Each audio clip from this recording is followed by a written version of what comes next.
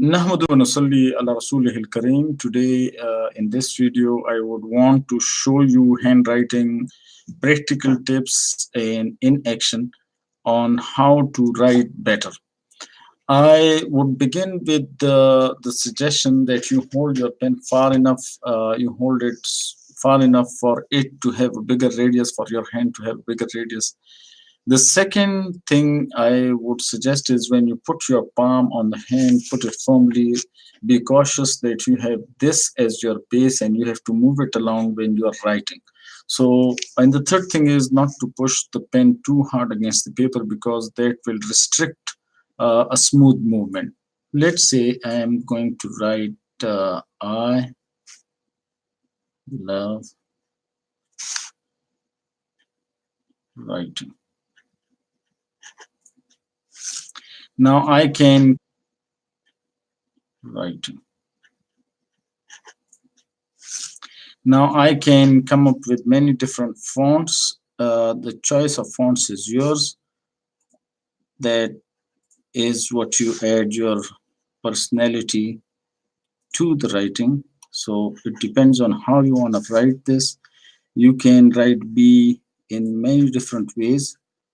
You can have B as this, P as this, H as straight, or you can do it like this. You can have A drawn like this or like this. So the choice of fonts is yours, but the important thing is that you should move smoothly and make sure that you move your hand along your writing, that your base should be firm and should be aligned where your pen moves.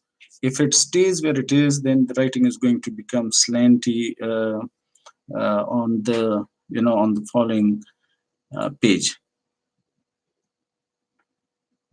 So when you write, you move the base along.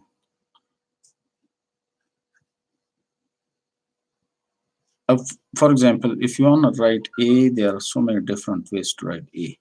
You can write A like this, but if you move it too far high, it becomes a D. So be careful not to may move it too far high.